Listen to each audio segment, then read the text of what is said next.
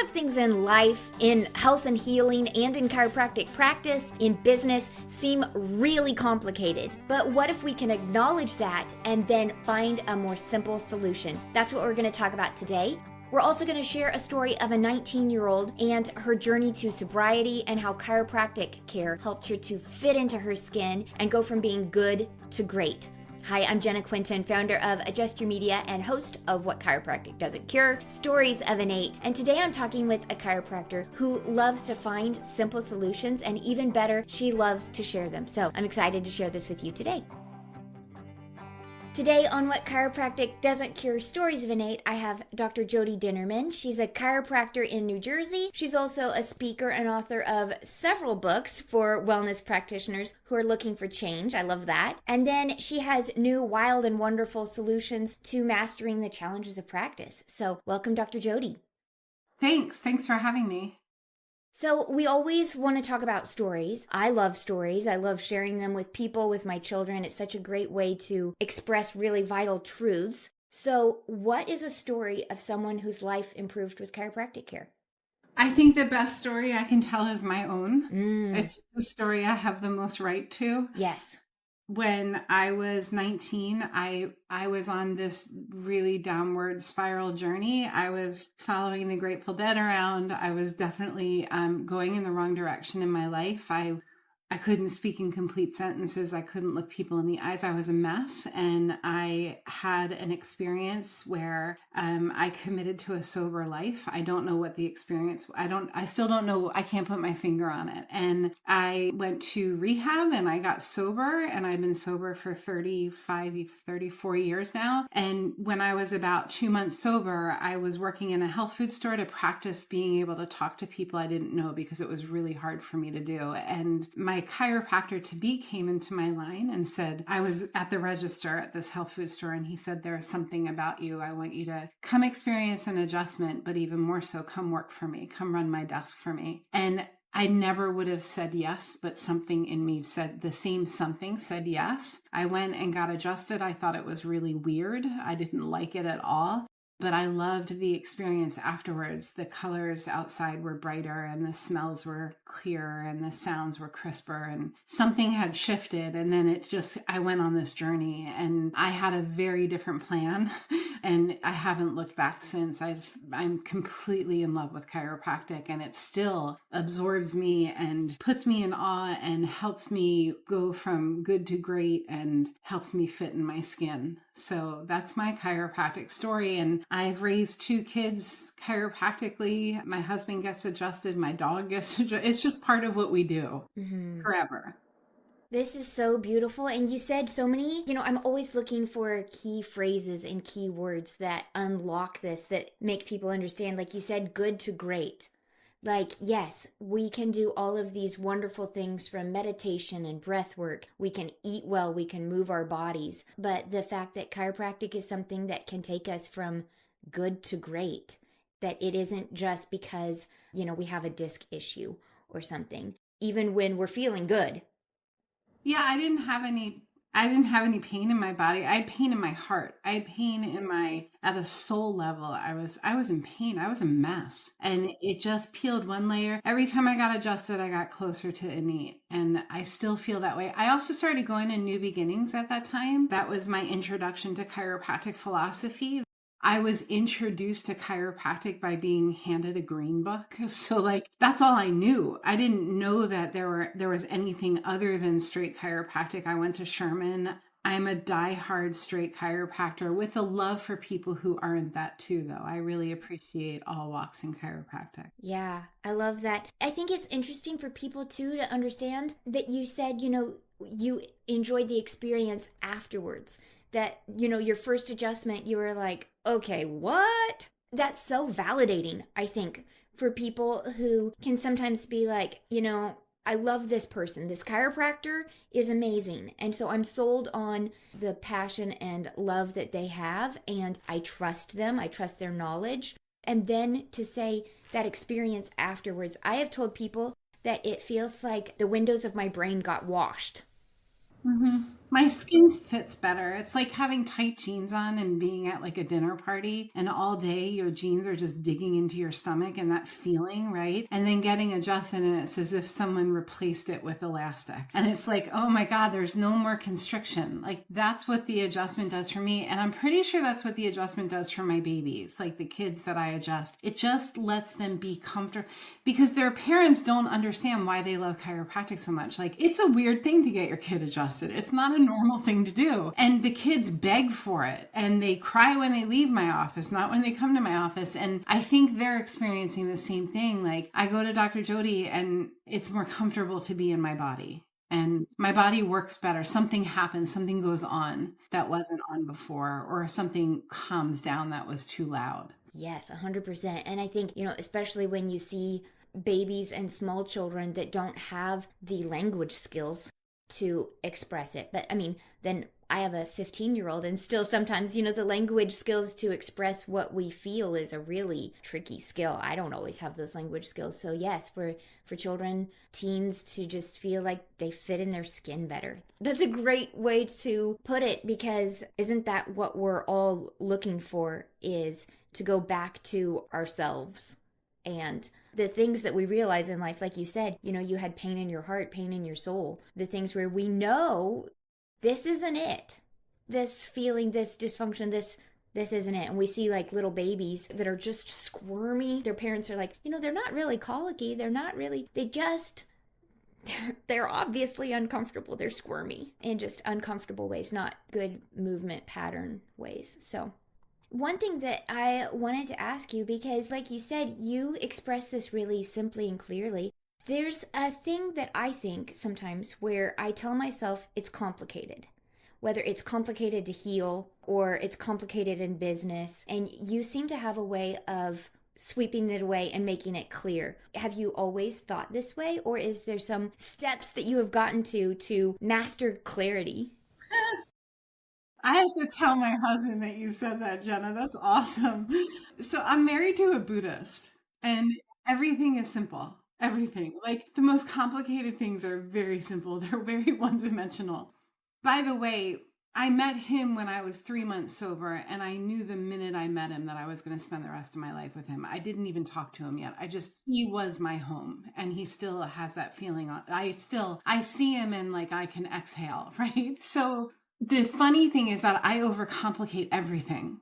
And I think that as I age, I have less bandwidth for the complicated, and I'm learning how to just say, okay, I recognize this is complicated and I can call it complicated and be okay with that label and let it be that. Whether it's an adjustment that I'm serving or receiving, or a nutrition goal, or a letter that I have to write, like some things are really loaded and complicated, and that can be really simple. Like to just say, okay, this is just the way that it is. I'm going to keep it simple. And I'm trying to master that in practice. And I'm practicing very part-time because I'm running a freaking marketing agency now. How did that happen, right? And when I go to the office to adjust people, truly it's the easy part. It's so simple. And it has to be that way. Otherwise, I wouldn't be able to do it anymore. And I will always adjust people. Always, because I love it so much. And it's complicated because there's a lot to be healed right now. There's a lot of subluxated patterns. There's a lot of intensity in our communities, and adjusting for a few hours on a Thursday afternoon is a lot different today than it was 20 years ago. I'm sifting through all kinds of stuff that I don't understand. Palpation wise, like what am I feeling? Like this doesn't feel simple, but I have to keep it really simple because I have literally 7 minutes with that person. So that's the journey, Jenna, is taking the complicated and simplifying it to as bite-sized and integratable as possible in every given moment. That is really beautiful. And I think that that's an encouragement even to me personally. So we're recording this the week before Easter, and Easter feels really complicated this year. We have family coming in from France. I'm the second oldest of 10 siblings, and 9 of us will be gathered for Oh Easter. my goodness. So good. But as the hostess, I'm trying to calculate how much chicken, and do I buy cheesecake or do I make cheesecake, and how many chairs do I have, and all of these things. And so, like what you said about maybe even just acknowledging, like sometimes things are complicated, and the simplicity of this is complicated, and I know how to do that. I know how to create a system. I know how to break it down. I know how to prioritize what happens on what day is really beautiful. I also think that right sizing it, I don't mean to interrupt, but Go ahead. right sizing it, like nobody cares about the chicken. Right. They're not going to remember your Easter dinner in 5 years because of the chicken. They're going to remember it because they were sitting next to grandma who told the story, right? And the same is true with the experience of being in my office. And I talk about this all the time. The minute I recognized that I'm just the chiropractor was when a patient's on their phone in my office and they pick up the phone. They're like, I'm at the chiropractor. Can I call you back? And I'm like, they didn't call me Jodi. They didn't say that I'm at Jodi's office or I'm the chiropractor. In between diapers and bananas on the to-do list, I'm just the chiropractor. So that is so simple, right? In my world, them coming in and all of the time and the energy of preparing for this experience of the Easter table, right? To them, they're just going to Easter dinner. For you, it's like they're going and they're going to have a setting and they're going to have a meal and they're going to have a dessert and they're going to have the bathroom needs to be cleaned and all of the details. How can we make that in private practice as one click ready as possible? How do we set the stage so that I don't need to recreate the wheel when somebody needs to reschedule their appointment? Who already figured out how to reschedule the appointment without touching my time as the chiropractor? Because my time isn't best spent rescheduling the appointment. My time is best spent serving the adjustment. However, what's happening is a lot of people think that the answer to that is to throw a person at it. And most often, we throw a person at it. It's the wrong person doing the wrong thing. We're trying to fit a square peg into a round hole with having Barb sit at our front desk and doing 50 things on the to-do list that really she only has time to do 10 of, and she has the skill set for doing 5 of them. So that's the problem that I'm finding with systems in practice, and not just for chiropractors, for practices all over the world of all different trades, lawyers, accountants, bookkeepers, like all of the practices. Who, not how, right? How do you figure out the right who for each problem? And is it a person or is it a system so that we can keep things really simple? And my focus when I'm at my office for the 2.5 hours is serving the best care possible without being interrupted. Yes. I love that not only are you interested in this for your own practice, for your own life, but you're really interested in sharing it. How has that grown? How's that come about that you write these books and create this business and things? Yeah. So before the pandemic hit, I lost my front desk person. She decided to quit. I had broken the rule of not being friends with your staff. She had become one of my best friends. And when she quit my life, and it really hurt. And I totally get it. And Godspeed. Like look at what came out of it, right? And I promised myself that I would never put myself in that situation again, where not only my practice is suffering, but my heart is suffering. And I got really good at running my practice without staff. And that was right before the pandemic. The timing the stage couldn't have been set more perfectly. And I was very vocal about you guys check out what I just figured out about my phone and look at what I can do with Jane app with my schedule and I figured out all these pieces and I was very vocal about it on social media. And then when the world changed overnight and nobody wanted to come to the office, none of the staff wanted to come, my phone started lighting up. How do I do this? How do I do that? What do I do with the phone? What do I do with the scheduling? What do I do? So I wrote it down and I would send an email and I would record a voicemail or whatever. And I would send it to my friends and support my colleagues. And then I'm like, let me just collect everything that I sent out. And that was this book. That's the book Staffless. It's got stories in it. It's really fun. I think it's really funny. I'm a good writer. I have a degree in English. It's where I went when I got sober. I leaned into studying English a lot. And a lot of humor in this book. So, but also a lot of like, here's how to do the thing. Here's me falling down, getting back up, figuring it out, and giving you my Cliff Note version. So that happened. And then people asked me to coach them. And I'm like, I'm not going to be a coach. I don't want to coach people. I had no interest. And then I was like, but let me just spend an hour on the phone with you. And then this exchange thing happened where I was upside down and I was giving my time for free. And I started coaching. I started a coaching program. And then I turned all of my content I put into a school. And that was the academy that started. And at the time this is being recorded, that was 5 years ago. And since then, we have 4 books. We are running a marketing firm where we can do any one-click solution you need for your practice. We can put it together and run it for you or have AI run it. And it's truly me saying, wouldn't it be cool if we could make this happen? And then figuring out with my practice, how do I make that thing happen and running with it? That's where we're at today. We have thousands of clients from all over the world. We run a really successful Facebook community to answer questions and offer content. And it's been a lot, Jenna. I've definitely aged quite a bit in the past 5 years, but I also feel like I'm on this roller coaster that I don't see an end in sight. And I wake up with like the next turn on my mind at 3:00 in the morning. I wake up with so many ideas. So it's been a really cool journey that I'm just witness to. I'm just the fulcrum of it. Yes. Have you read the book Big Magic by Elizabeth Gilbert? Elizabeth Gilbert lives about 20 minutes away from me. She's a member of our community. Awesome. And I did not read this book specifically, but I know how magical she is. Yes. So this book, the main idea, not to give any spoilers, but the main idea of this book is that what if these ideas are actual beings in some dimension?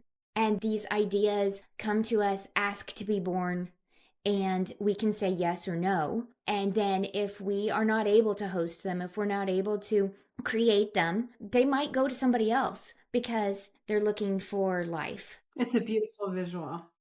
Isn't it? And it was very comforting to me in one way because it means too that I don't have to try so hard. I don't have to work so hard for the next idea. I surrender. I open myself up and I say, I am ready. Lord, send me whatever you will have. I am here. And also, if there is a time, I have 4 children at home and they're in track and soccer and they want food, they want dinner. And my clients, I have requirements and things to fulfill. So if there's an idea that comes to me at 3:00 in the morning that I say, thank you, I'm honored, I can't do this right now, then I can trust that it will find its own way. And, like you said, Godspeed, find your perfect way. And I look forward to seeing you in the future. So that's such a beautiful thing too, to know that you are in this headspace where you are getting ideas and getting exciting things and making them. And I love too, I see you on social media doing things like running. And I love that too, that you just have this energy. And I love seeing all of that. Thanks, Jenna. I'm a mirror. That's all it is. Some people see me on social media and they click up, right? Like I make them nuts, and that's okay too. It's not about me. And when people say, Jodi, you're amazing, what you're doing is amazing, all I'm hearing them say is, Jodi, I'm amazing. And what you're doing is reflecting how amazing I am. So I see that as me checking the box for doing, that's my work. My work is to hold mirrors. It's been that way since I was a little girl. I've always held truths and sparked truths and challenged and supported. And some people, Jenna, run when they see me, and some people run to me. And at 51, at the time this is being recorded, I'm learning more and more. It has nothing to do with me. And, there are some people who have been in my life for decades, and I think they will be until I'm done on this planet. And there are some people who are in my life for a really short time and do really mean things. And again, my challenge is to take the complicated and make it simple and say, that has nothing to do with me. And get the truth from it. Like sometimes there's truths that I need to hold up and say, is this true for me? Do I need to apologize here? Like that's all the stuff I learned when I got sober. And so I hear you say that and I think Godspeed to you and good on you for seeing my magnificence as your reflection. That's all that it is. I'm sure of that. Well, I love that visual as well, because It does. When it's the Marianne Williamson quote too, that, when we shine, we give others permission to do the same. Like it just starts the glow from one to the next. And it does. Movement is sometimes hard for me. It's so unpleasant. It's so uncomfortable. And so I joined a weightlifting class, and to see other women in my class is very heartening to me, to be like, I want to grow up to be like her. Look how strong she is. This is amazing. And like you said, that reflection back, that we're all doing it together, that we're all, just 30 more seconds, just 5 more reps. We can do this. Such a good thing. That's why I love running so much. Like it's such a mind game. First of all, I hate the first 4 miles. I'm miserable and everything in me wants to stop. I'm too fat. I'm too old. My feet are broken. My boobs are shaking too much. I look like an idiot. Like if you guys could hear the thoughts that go on when I'm doing my first 4 miles, but something happens after the first 4 miles and I just get connected and it takes over and I start floating. And then I'll get to like 8 miles, 9 miles, 10 miles, and I'll be like, what just happened? And I have these attachments to the hill that's coming up, and I'll spend 10 minutes fretting the uphill that's coming up, that I'm not enjoying the run to the uphill. And then when I'm on the uphill, Jenna, it's actually fun. I'm like, this isn't bad at all. And then when I go down the hill after the uphill, I'm like, this is really hard on my knees. I still have that story though, overcomplicating what doesn't need to be overcomplicated. That's why I love running so much. That's why I love lifting weights so much. It forces me to be part of the experience, especially like if I'm deadlifting, I deadlift a lot of weight. Like I could deadlift 2 of you, Jenna, right? If I'm deadlifting 2 Jennas, I have to be really grounded in my feet. I have to feel my core. I have to feel my shoulders back. I have to hold my head. I have to feel every angle of my physiology. When else am I ever going to feel that? Right? So yeah, if I didn't have my movement, like CrossFit, running, I wouldn't be able to do anything that I'm doing successfully. I'm sure of that. Yeah. Well, as we wrap up, I wondered what would be, or what is something that you tell a young doctor who is about to open their practice? Yeah. So first of all, I have this book for you. It's called The Curious Practitioner. It's 900 plus questions to explore before, during, and after opening your, it's just the questions. Like sometimes all we need is the questions. So reach out to me and I'm happy to give you a copy of it. I would say go watch people who are miserable in practice and take notes on what they're doing, and go watch people who are happy in practice and get under their care. Get under the chiropractic care, if you're a chiropractor, of somebody who's really successful financially, who is successful physically, like they look like they take care of themselves, who is happily married or happily partnered. Go learn from that person, get under their care so that you learn it on a nerve system level, nerve system to nerve system. Pay them money for your chiropractic care. Pay them their fee, or pay them your fee if they're not attached to the money. If they say, no, don't pay me, then donate that money to some kind of a cause in your community. That's the best advice that I can give you if you're starting your practice. That is perfect. I love that so much. And just the fact that we are designed to be in community. So what you're saying is join that community.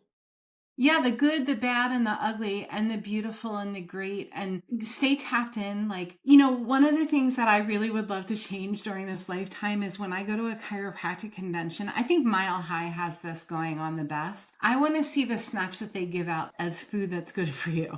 I don't want to see bagels and pizza being served to students. Like, this is one of the things that I'm like, I just don't understand. That's such a subluxation. I want to see chiropractors as the fittest profession on the planet, right? So look around when you're at these professional seminars and yield to the people who are taking really good care of themselves. Look at what they're drinking. Look at how they're sitting. Look at how they talk to their spouse when nobody's looking. Like, these are the things that we want to emulate from the people who have come before us. And watch if they're doing the antithesis of what you want. Take notes. Yes, I really appreciate that you bring up their intimate relationships, because I've seen that again and again. not out of shame or anything, but just the people that I follow, I want to, and I need to see that they have done this for many years. Our 17th wedding anniversary is on Saturday. And, you know, I want to see us not just, like, going back to what you said, good to great. Yeah. I don't want just a good relationship with this man. I want a great relationship. Yeah. So following those people. Yeah, don't settle. I mean, love is everything, right? And I'd say I'm lucky, but I also think it's a God thing. I don't think it has anything. I think I earned Jim. Right? He's my angel in this life, and I'm definitely the devil with the relationship. I keep him going like this, huh? I have compared myself to Ginger, like good in small amounts and spicy, warm. Really good for you. Really good for you. But maybe don't, you know, like chomp into an entire ginger root unless you're prepared for it. Little bites. Yeah. Little bites. Mm-hmm.